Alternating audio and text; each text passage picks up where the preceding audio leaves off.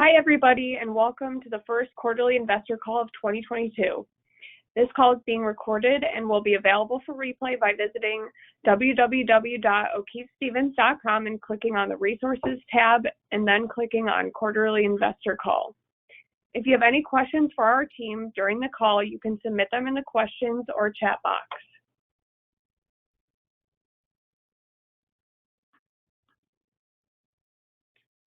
Before we get started, we must remind you that the purpose of today's call is educational and the material presented is publicly available information from sources believed to be reliable.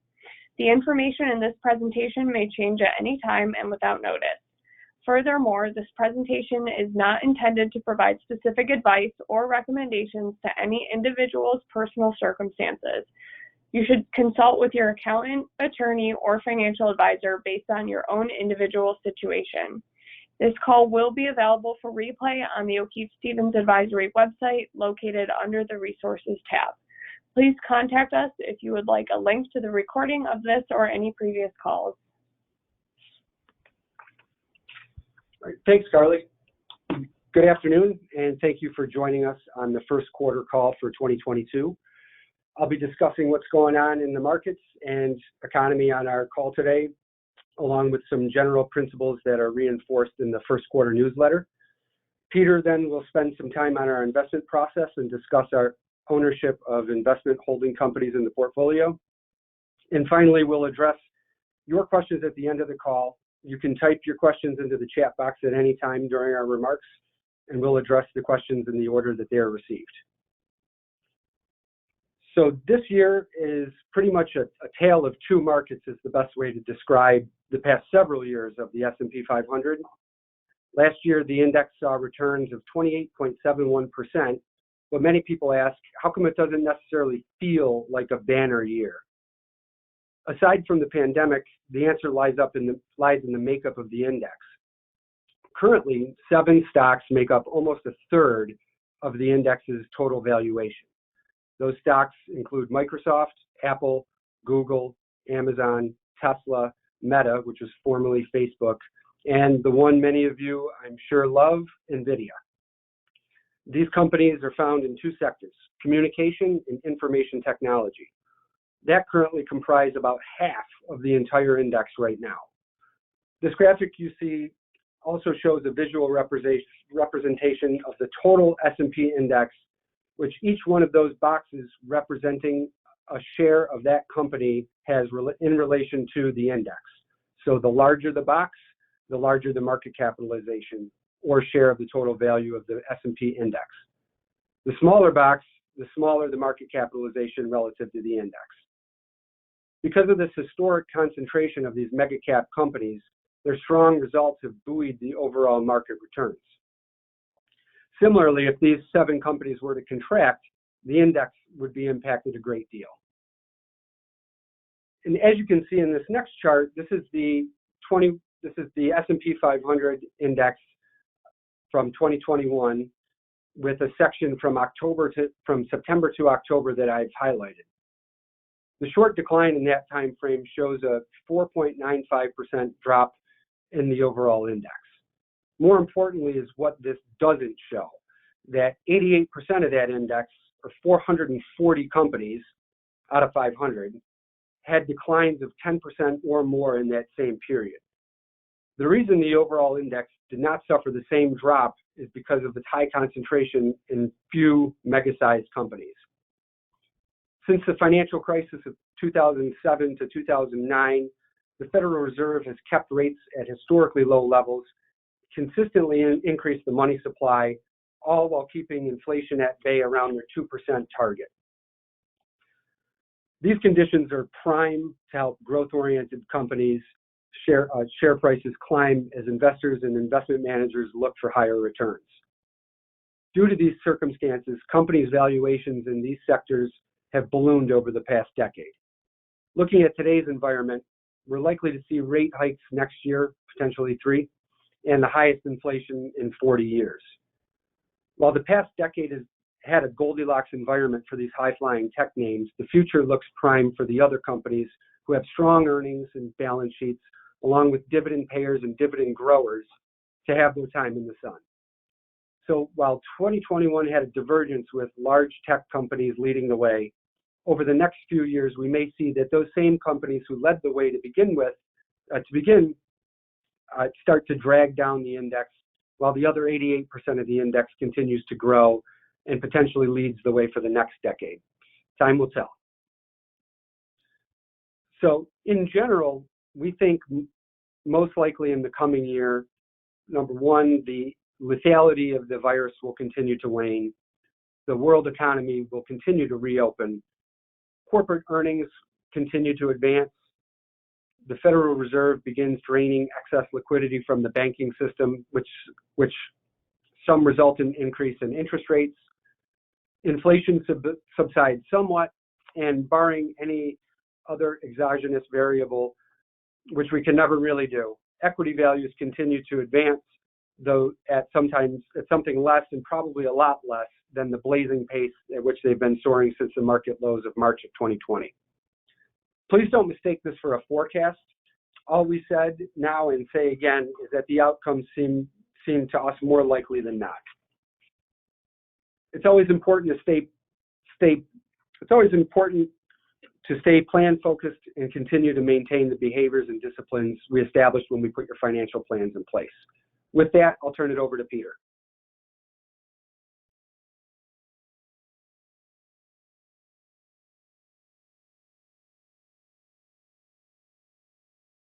Thanks, Adam. As Adam mentioned, today I'm planning on discussing two topics. Our first is our investments in holding companies, which includes two of our top 10 positions, Investor AB and Lowe's. Second, I plan to discuss mergers and recent activity among several of our top 20 holdings. Among these, NVDA, Discovery, Bank of Ireland, and Franklin Resources. When we choose an investment for our portfolios, we're attempting to buy a business at a significant discount to our appraisal of value. In addition, we're also looking for businesses who are run, in our opinion, by strong capital allocators.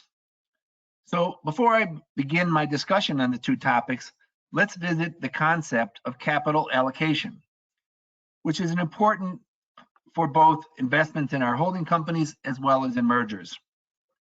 Capital allocation, in theory, is quite simple. What does the management team do with the cash that is generated by the business? How the cash is allocated can be separated into 5 areas. First, the cash can be used to invest back into the business to grow. Second, the cash can be used to reduce the debt of the business. Third, it can be used to pay cash dividends. Fourth, it can be used to repurchase common stock. And fifth, it can be used to purchase another business. How these 5 cash allocators are used can vary dramatically and with very different results. One path creates tremendous wealth, while the other path destroys the value of the business. As stewards of your wealth, our focus is to choose managers that have a history of being outstanding capital allocators and in turn, build wealth rather than destroy it. Let's turn our attention to investment holding companies. These are simply businesses that own partial positions in other publicly traded and private businesses. We choose to own investment companies when our interests are in close alignment with the owners and management of the business. Among some of these attributes are family ownership, long-term wealth building focus, and a history of being outstanding capital allocators. Let's first look at Investor AB. Investor was established in 1916 by the Wallenberg family in Stockholm. That was when Swedish legislation made it more difficult for banks to own stocks in industrial companies. The shareholdings of the bank known as SEB were transferred to Investor AB, a newly formed investment holding company. Investor owns investments in 3 areas. First, partial ownership in major publicly traded businesses. Second, ownership in a portfolio of private businesses. And finally, investments in a hedge fund known as EQT. Investors' substantial ownership in publicly traded business allows them to gain board representation and in turn to assist in creating long-term value with their management expertise. Investor has a 100+ year history of helping build strong and sustainable businesses. The company has 3 key operating priorities and financial targets for its shareholders. First is to grow the net asset value of the business. Second, to operate efficiently by controlling expenses. And third, to pay a rising cash dividend. Let's now look at Investor's 3 business segments. Approximately 2/3 of Investor is in listed companies and is typically the largest shareholder. This creates a solid base for engaged ownership with long-term value creation as the guiding principle. Among some of Investor's listed holdings are Atlas Copco, a leading provider of compressors, vacuum, and air treatment systems; ABB, a provider of electrical products, robots, and industrial automation; AstraZeneca, a global pharmaceutical business; SEB, a financial services group serving the Nordic countries, Germany, and the Baltics; and Ericsson, a provider of communication technology services. Several of the core companies I've mentioned have been part of Investor for over 100 years. Investor's privately owned operation is called Patricia Industries and represents about 20% of its assets. Investor's key focus with Patricia Industries is to invest in and develop these smaller companies for long-term growth. The vision is to be a great home for great companies. Investor's 3rd business segment is ownership in EQT and participating in various EQT investment funds. EQT is a hedge fund founded in 1994, and Investor was one of the original partners in the business. EQT's initial public offering was in 2019, and they now have over 40 billion euros in assets under management. At O'Keefe Stevens, we are value investors, and we look to acquire positions in outstanding businesses when they become undervalued due to short-term events that cause the price of their shares to decline. Often, the cause is weak economic conditions or disappointing short-term earnings. The opportunity with Investor AB presented itself in June of 2016, when the United Kingdom voted to separate from the European Union. The Brexit event caused many European-related companies, such as Investor, to decline substantially, creating the opportunity to purchase an outstanding business at what we believe to be a great price. As I mentioned earlier, the Wallenberg family founded Investor in 1916, and numerous members of the family are still part of the management team and own approximately 25% of the company.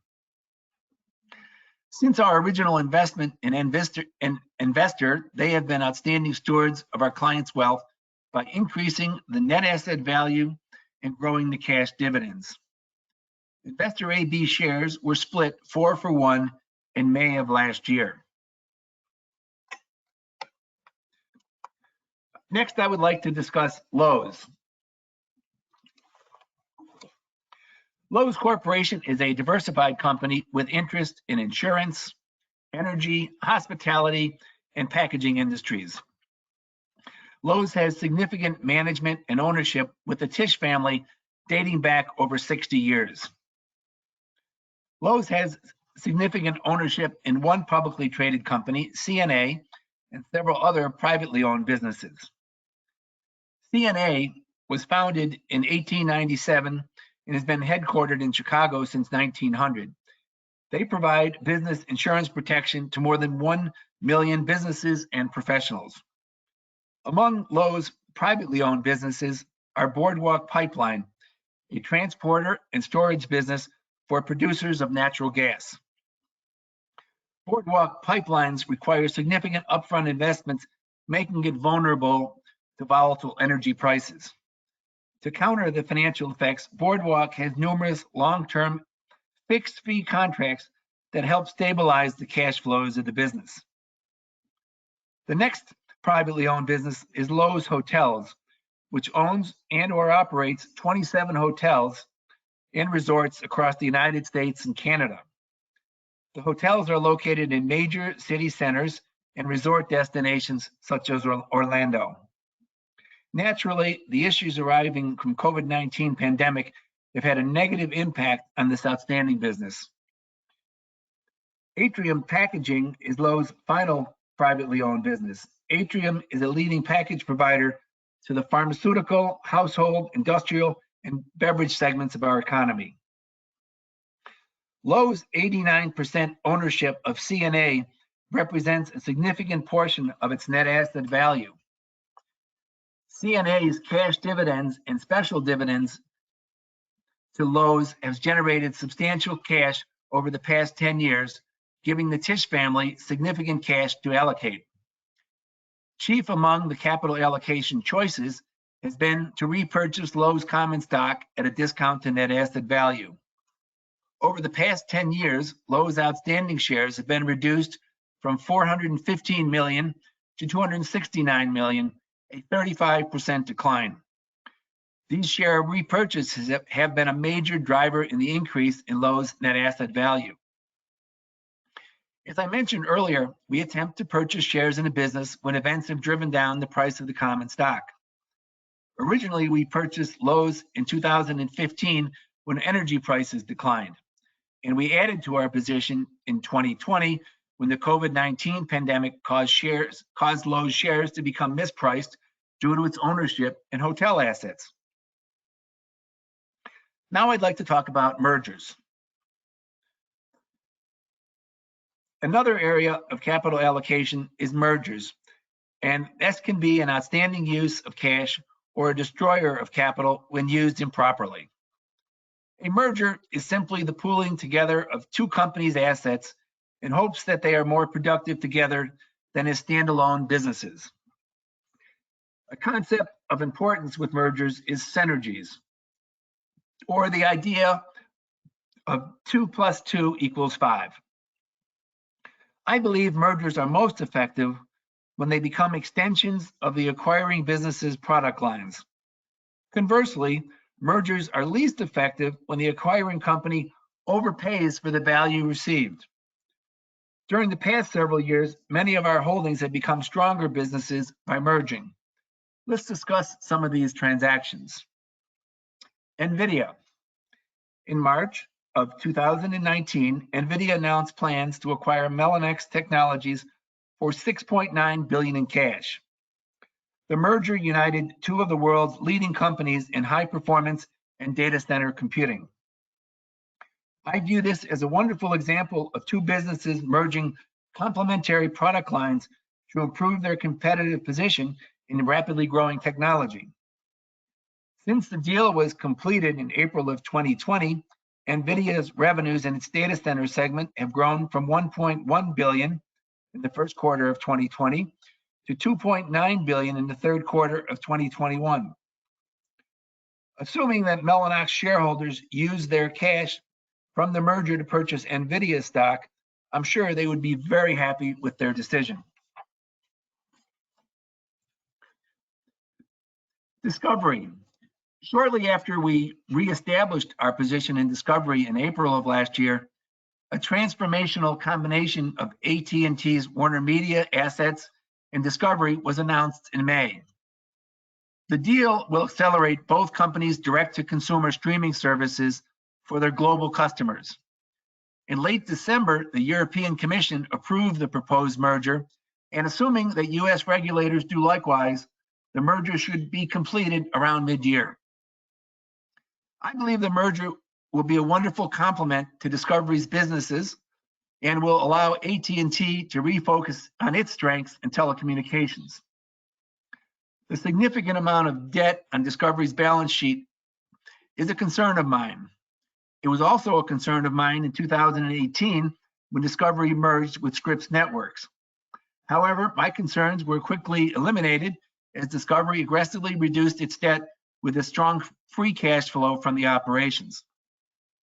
I anticipate the new discovery will focus on reducing debt acquired in the merger from the substantial cash flows that are expected with the merged businesses. Bank of Ireland. In 2021, the Bank of Ireland announced two transformative mergers that appeared to be complementary to their existing businesses.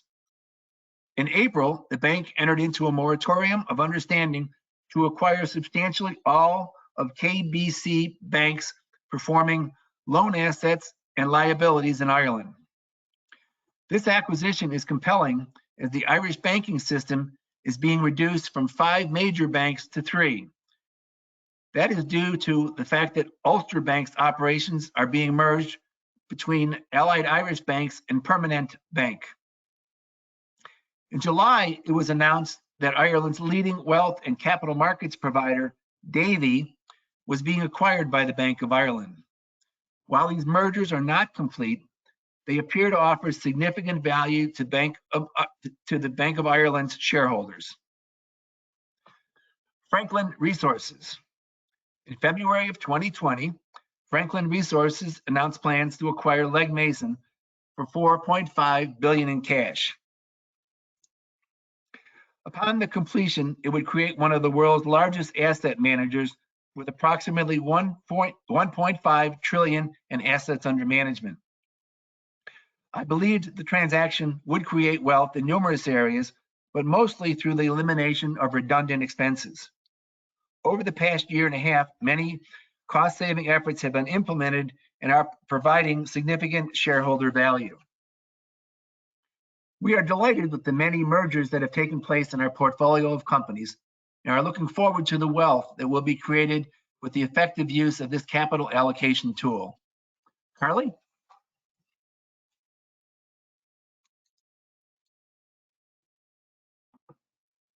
Thanks, Peter. Now we're going to move into the question and answer section of today's call. This ends the recorded portion of the quarterly investor call for today. Thank you for tuning into our commentary on the market and investments, and you'll be able to replay a recording of this call within 24 hours on our website under the resources tab.